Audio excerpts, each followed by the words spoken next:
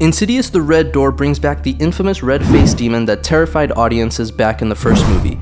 And we get to learn more about the demon's powers, what it's capable of doing, and how strong it really is. So in today's video, I'm going to give you a complete timeline of the red-faced demon from the Insidious universe, where I'll present the events in the order they unfold within the story's timeline, rather than the order in which the movies were released. So if you want to learn more about the haunting history of this malevolent entity, then stick around as we dive into the insidious agenda of the spine-chilling red-faced demon.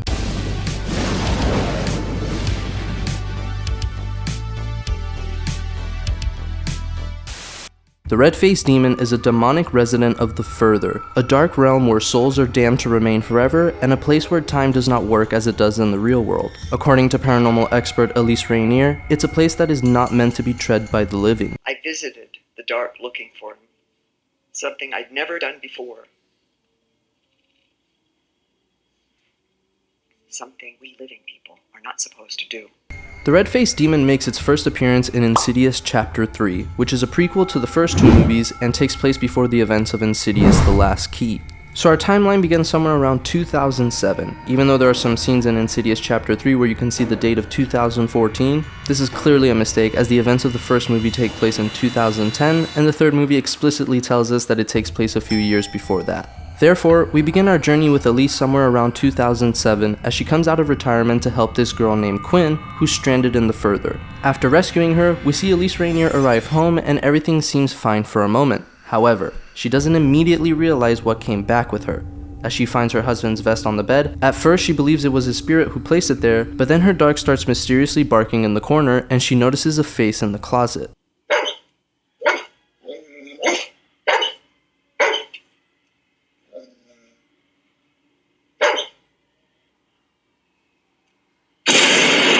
This marks the initial appearance of the demon in the saga's timeline. It is likely that the demon became aware of Elise's extraordinary gifts during her journey to the Further, where she bravely ventured to rescue Quinn.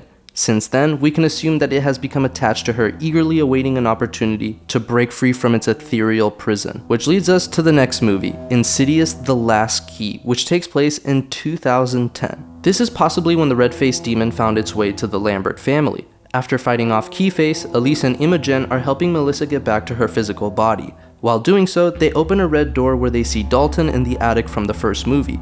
Realizing they opened the wrong door, they move on and leave the door open. No, God!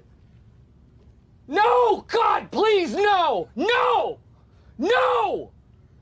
No! And if you remember, this is the first scene in Insidious where we can hear the demon's creaking noise.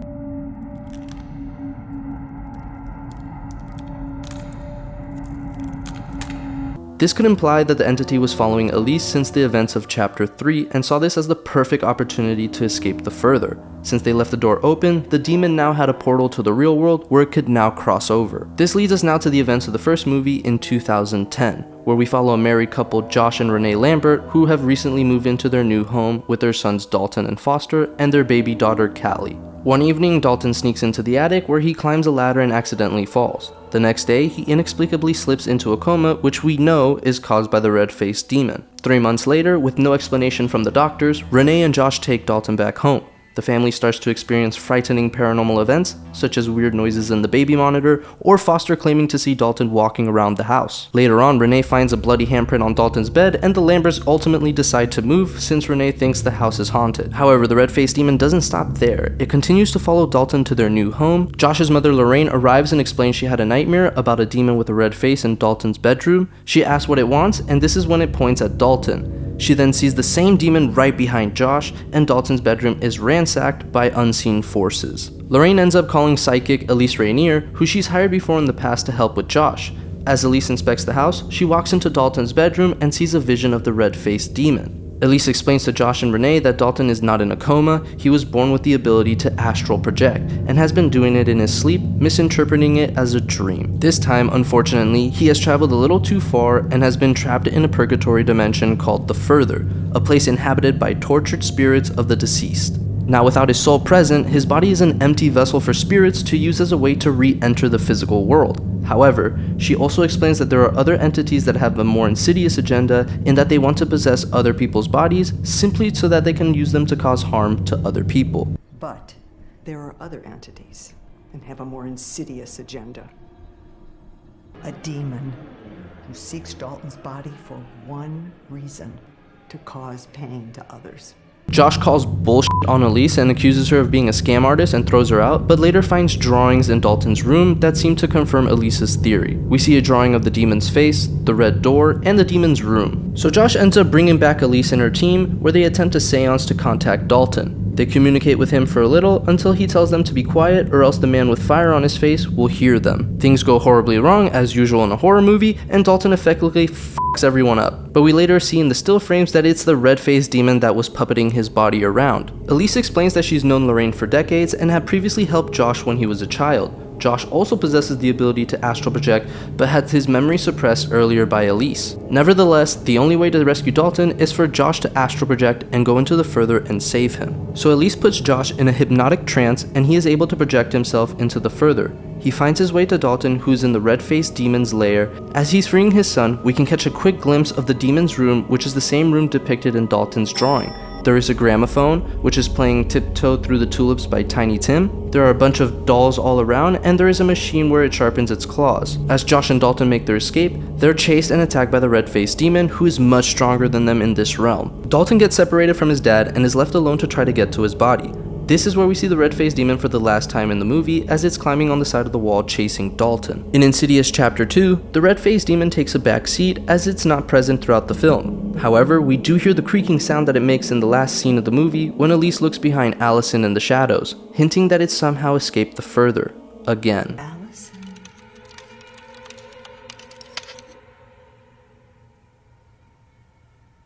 Now we finally arrive at the newest installment of the franchise, Insidious: The Red Door, which takes place 10 years after the events of the sequel, which puts us in 2020 on our timeline. Lorraine has passed away, Josh and Renee are divorced, and Dalton is off to college, so obviously a lot has changed. But if you recall, at the end of the second movie, Josh and Dalton were both hypnotized so that they would forget about all this bad stuff.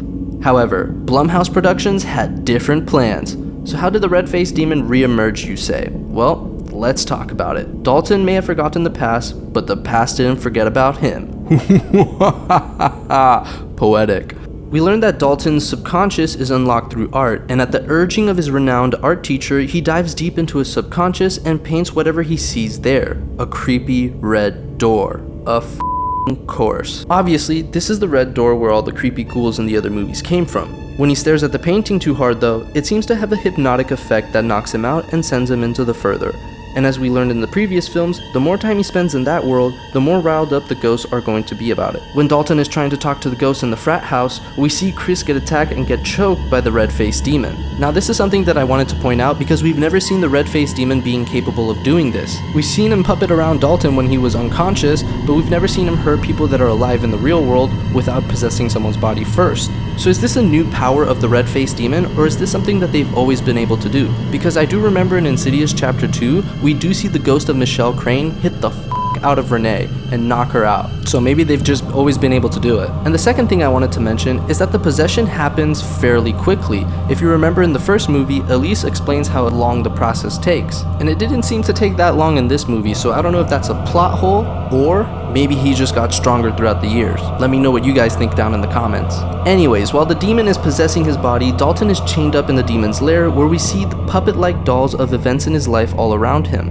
I'm not sure what the significance of this is, so if you have any ideas, please leave them in the comments. But after that, Josh comes to save his son again in the further, but by breaking his chains, it brings back the demon to the further and saves Chris. The dad and son duo run outside to find their way back to the real world as the lipstick-faced demon follows them, but Josh is able to close the door ahead of it. However, Josh can't hold the door shut by himself, so he asks Dalton to help him. But Dalton thinks it's impossible to keep the door shut, so ultimately Josh tells Dalton to go back so he can end things for real himself, even if that means staying in the further forever. But the good news is, there's no sad ending here, because as the door starts to break, Josh notices that the door seems to be getting covered in paint. He realizes that it's Dalton trying to help him, and sure enough, as Dalton gets back to the real world, he begins to paint over the red door in his painting in black. The demon tries to make a crack in the door and get Josh, but Dalton is fast enough, and Josh is saved, leaving the door covered in black and the demon gone for good. Or so we think. As Dalton and Chris look at the blacked out painting, Chris suggests that they burn the painting, but Dalton says no. ignoring the past isn't the answer. They must remember the past and move forward from it. Hey, they finally listened to CZ's World advice! I've been saying for like 10 years now that this was not a good idea. They would have been better off learning to harness their abilities like Elise. So there you have it, guys. That is the complete timeline of the red-faced demon in the Insidious franchise. I hope you guys enjoyed this video. As always, leave in the comments, do you think this is the end of the Insidious franchise, or is there more to come? And don't forget to give this video a like and subscribe to stay tuned for my next couple videos where I'm going to be diving into the history of Josh Lambert and Dalton. See you next time. Peace.